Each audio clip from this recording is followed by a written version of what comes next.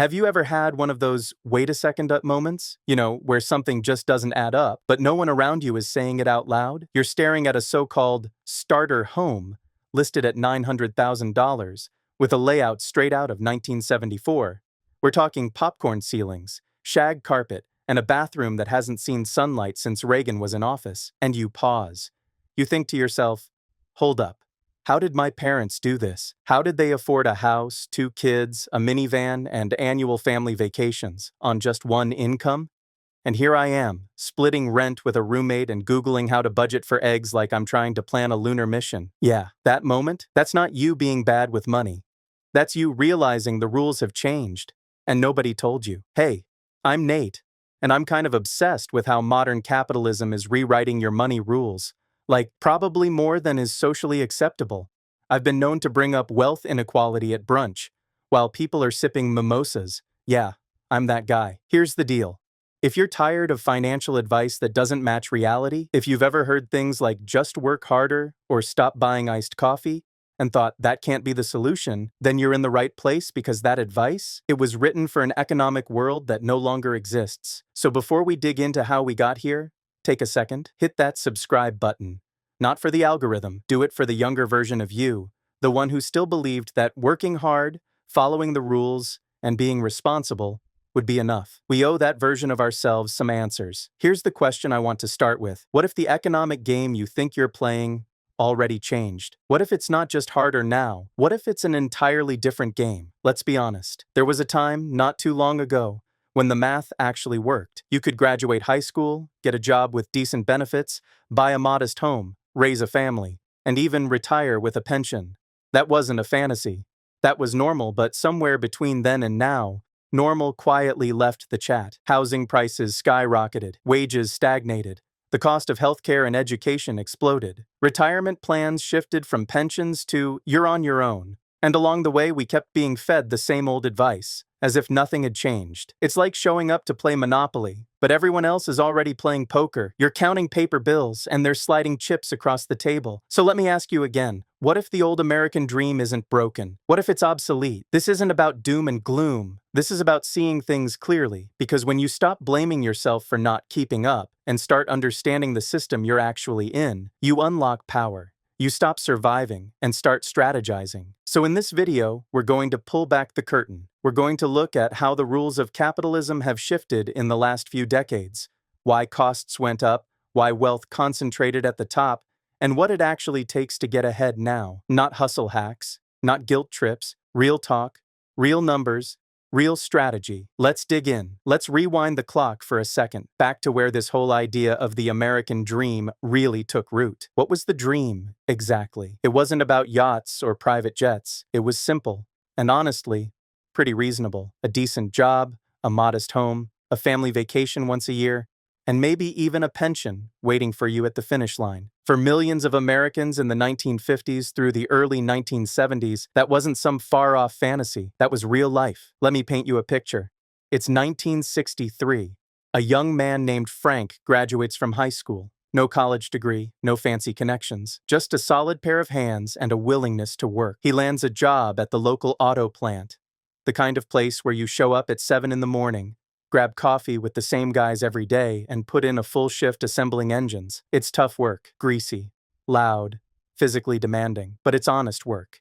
And more importantly, it pays the bills, and not just his bills. Frank's paycheck is enough to support a family of 4. His wife doesn't have to work unless she wants to. They buy a home in the suburbs, a single-story house with a yard and a driveway, and a brand new Chevrolet out front. The kind of life people now pin to vision boards was just life. They take a road trip every summer. The kids go to college, not with student loans, but with savings and part-time jobs. Healthcare is covered through Frank's job. And retirement? There's a company pension waiting. No investment apps, no guesswork, no fear. Here's the thing. Frank wasn't an outlier. He wasn't lucky. He was the norm. He did what the system asked. Show up, work hard, be responsible, and the system held up its end of the deal. One income could comfortably support an entire family. College tuition was affordable. You could knock it out with a few summers of work. Healthcare wasn't a financial threat. Home ownership didn't require tech money, inheritance, or viral success. You didn't have to be extraordinary, just constant, and for that, you were rewarded. with security, dignity, and a real shot at building a better life. A lot of people today assume capitalism was always rigged, that it's always been a game designed for the wealthy, built to keep the little guy stuck. But that's not the full story. The version of capitalism that existed back then, it had rules. It had guardrails. It had boundaries. Antitrust laws were actively enforced to keep corporations from swallowing everything in sight. Labor unions were strong and gave workers real leverage to fight for better pay and better benefits. Taxes on the wealthiest Americans were significantly higher than they are today, sometimes over 90% on the top bracket. And that revenue, it went toward public services, infrastructure, and education, things that lifted up entire communities. Was it perfect? Number. Plenty of people, especially communities of color, women, and immigrants, were excluded from those promises. The system still had flaws, deep ones, but for a large portion of the population, the rules actually worked. They made sense. If you worked hard, you could build a life, a house, a family, a future. You didn't need to hack the system. You just needed to play by the rules, and the system actually rewarded you for doing it. Here's the kicker, though. The entire framework we just talked about, the one that supported families like Frank's and made the American dream feel real, it started to unravel. Slowly at first. So slowly you could miss it if you weren't paying attention. And then, seemingly all at once, it cracked wide open. Policies began shifting, quietly but decisively, in favor of capital over labor. Corporations grew bigger, more powerful, more ambitious. The rules that once balanced profit with fairness started to bend. And while no one held a press conference to announce it, something fundamental was happening. The dream that had once felt solid began to slip through people's fingers. Let me paint you a picture. Imagine you're running a race. You know it's going to be tough. You're not expecting a free ride, but you were told the rules were fair. Show up early, stay late, work hard, be loyal. So you do. You hustle, you sacrifice, you save a little. Maybe you even start dreaming about owning a home. Maybe taking a real vacation instead of just crashing at your cousin's house for the weekend. And for a while, it works. Not easy, but doable. Then, mid-race, the ground shifts. You don't hear an announcement. There's no loudspeaker saying, "Hey folks, the rules just changed." It's subtle, quiet. But suddenly, running gets harder. You're putting in the same effort, maybe even more, but you're not moving forward anymore. In fact, you start slipping backward. What happened? It started in the late 1970s. Corporations realized they could move jobs overseas, pay workers less, and pocket the difference. Globalization, free trade, NAFTA, all of it was branded as progress. And on paper, sure. It made things more efficient. It delivered cheaper goods and higher margins. But in real life, it gutted the economic foundation for millions of American workers. Towns built around steel mills, auto plants, and textile factories slowly withered. Not overnight, but like slow-motion decay. Unions were dismantled, wages flatlined. But here's the part most people miss. Productivity didn't stall. It kept climbing. People were working harder, faster, and more efficiently than ever. But the reward? Crickets. The gains went elsewhere. Let me be blunt. It's like you're pushing a car uphill with every ounce of strength you've got, sweating, straining, believing you're the one moving it. Then you find out there's someone in the driver's seat, foot on the gas, waving at shareholders like they did all the work. You're exhausted. They're cashing bonuses. Then comes 2008. The economy crashes. And for a moment you think, okay, this is it. The system's finally going to reset. The people responsible are finally going to face consequences. But no, the banks get bailed out. The people get evicted, and just when you think maybe things will settle, COVID hits. And suddenly, the very workers' society used to overlook, grocery clerks, delivery drivers, nurses, get labeled essential. Billboards say, thank you. Meanwhile, CEOs work from luxury home offices, watch stock prices soar, and collect seven-figure bonuses for surviving a crisis they never really felt. Here's the truth that no one wants to say out loud. The system isn't broken. It's working exactly as it was redesigned to. Just not for you in this. This isn't just about money. It's about psychology. It's about being told your whole life that hard work equals success, while living in a world that clearly doesn't play by that rule book. That disconnect, the gap between what you were promised and what you're experiencing, that's where the burnout comes from. That's why it feels like you're constantly doing everything right and still falling behind. Deep down, your brain is asking a very real question. If I'm doing everything they told me to, why does it feel like it's never enough? That feeling, that gnawing sense that the deal changed and no one told you, that's not in your head. That's not laziness or entitlement. That's the quiet unraveling of an economic story that stopped being true a long time ago. All right, let's talk about the squeeze. And no, I'm not just talking about your monthly budget. I'm talking about that constant low-key pressure so many people live with every single day, even if they can't quite explain it. It's not always loud. It doesn't always look like panic. But it's there. It's waking up at 3 in the morning with your brain running a marathon you never signed up for, looping through rent, bills, debt, and what happens if my paycheck is late? It's scrolling job boards on your lunch break, not because you hate your job, but because you're not sure it'll be enough. It's that feeling at the grocery store, seeing the exact same items you bought last week suddenly cost $25 more, and wondering if you're imagining it. Spoiler, you're not. Now, you might hear people say, well, wages are flat. Maybe people just need to budget better. And honestly, it sounds like a fair question. But here's the truth. This isn't about budgeting. This is about trying to win a game where the cost of everything keeps rising, and your controller's been unplugged since 1997. Let's break it down. With real numbers, housing, in the 1980s, the average home cost about 3 times the median income. Today, in many U.S. cities, that ratio has climbed to 7 times or more. Buying a home isn't a milestone anymore. It's a luxury event. You used to save for a down payment. Now, you crowdfund one or give up entirely and rent forever while watching Zillow listings like they're lottery tickets. Childcare? Over $10,000 a year per child? And that's just the average. In many states, families are spending more on daycare than on rent. Let that sink in. It costs more to work with kids than to stay home broke. College tuition? It's jumped by over 1,200% since the 1980s. Your parents could work a summer job and pay off an entire semester. You work a summer job and maybe, just maybe, cover your textbook rental fees. Healthcare? We pay more per person than any other country on the planet, and still, hundreds of thousands of Americans go bankrupt every year from medical bills. It's the one subscription service you can't cancel, and the one most likely to financially wreck you anyway. Now add it all up.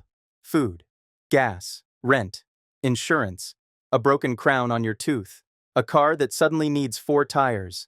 None of this is optional. These are basic life costs, and when those costs outpace income, which they have for decades, people do what they have to do. They swipe the card. They defer the pain. They say, I'll figure it out later. Buy now, pay later. Auto loans, student loans, medical debt. It all stacks up.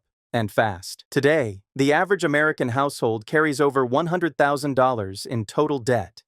And no, it's not from jet skis or luxury vacations. It's the cost of just existing. This isn't lifestyle inflation. This is survival inflation. And here's where it gets even more real.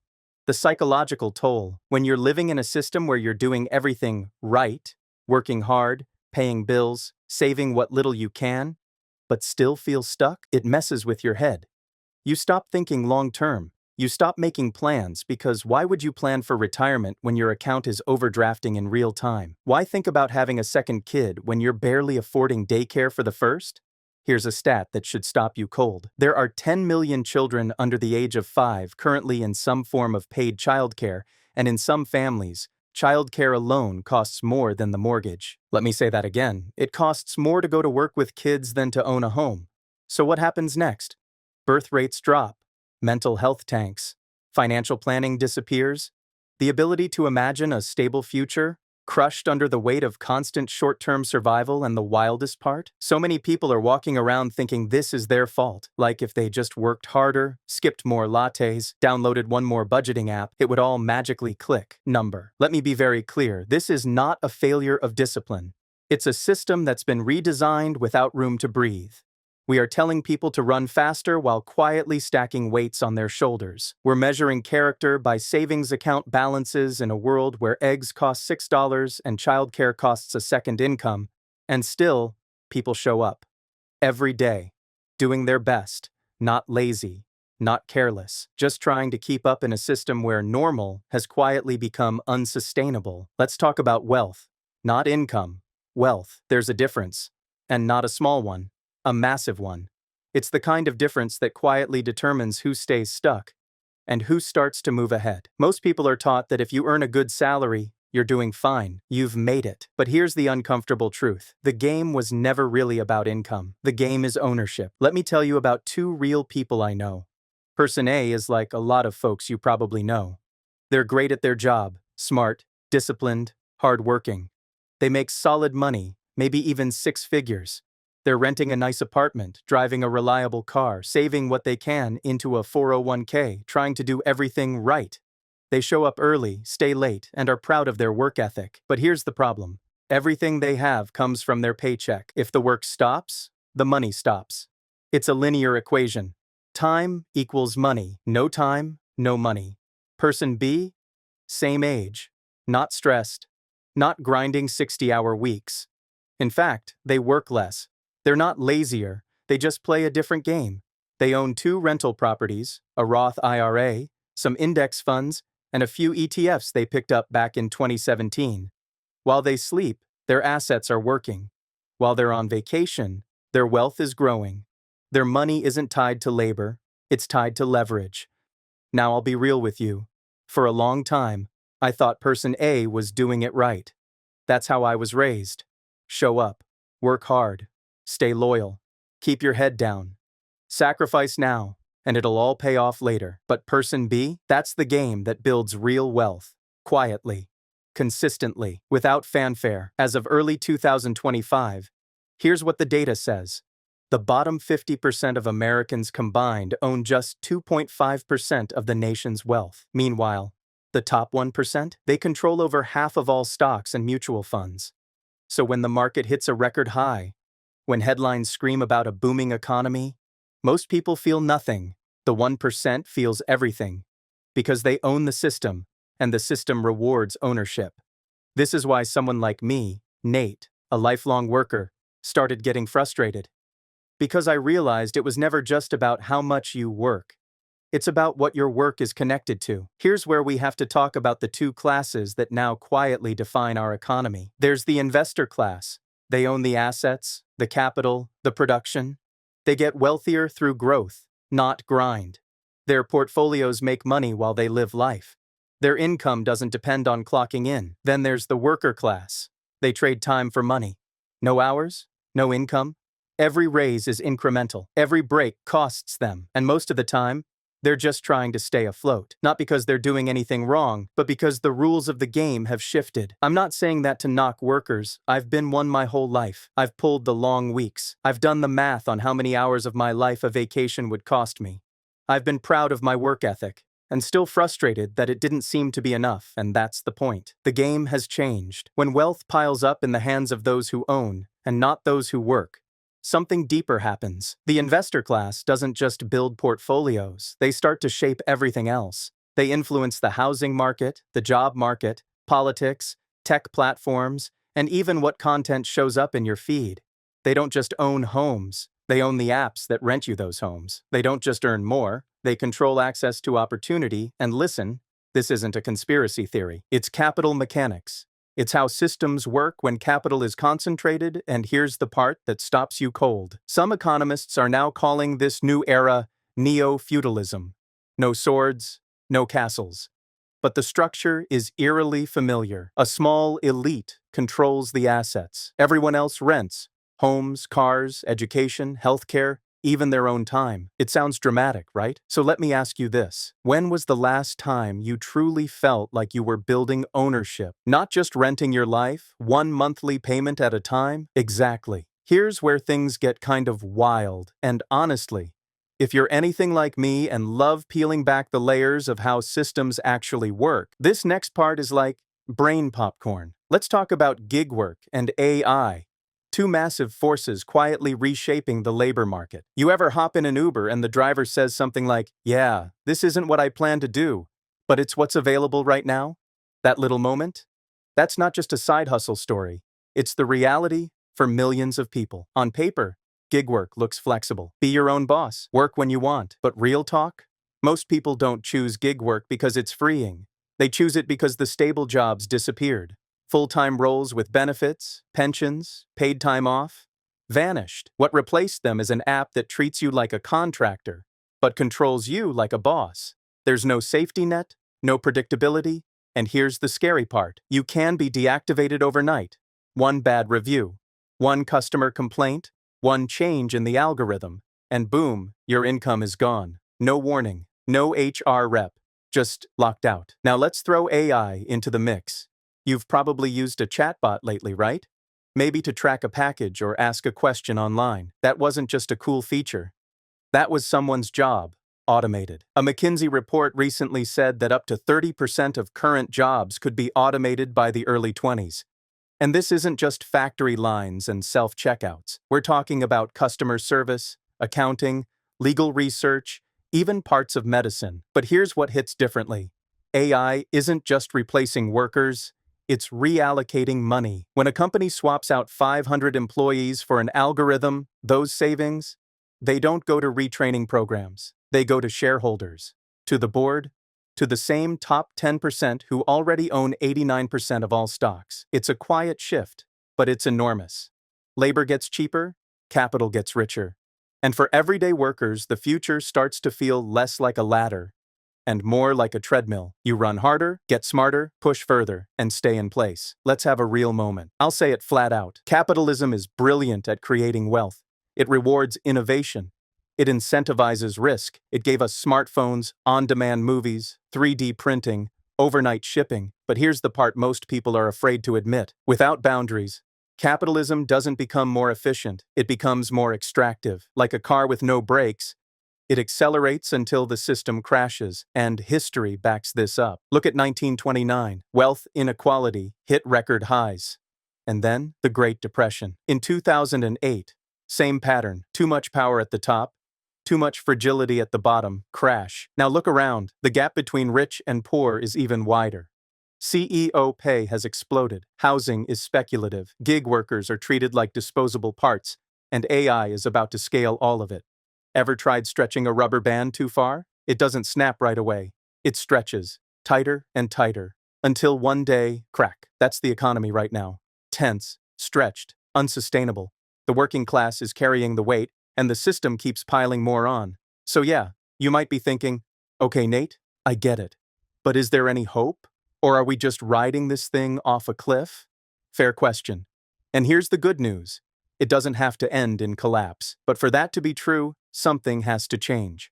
Let's talk about what actually could move the needle. Break up monopolies. Use antitrust laws the way they were intended, so no single company gets to own an entire industry or dictate wages through dominance. Universal childcare, so parents, especially moms, don't have to make the impossible choice between their career and their kids. Affordable housing through zoning reform and investment in actual livable communities, not just more luxury condos no one can afford. A wealth tax, or at least a minimum asset tax for billionaires, because hoarding billions in shell companies shouldn't be a tax strategy. And how about stronger labor unions that let workers negotiate like humans, not plead like machines?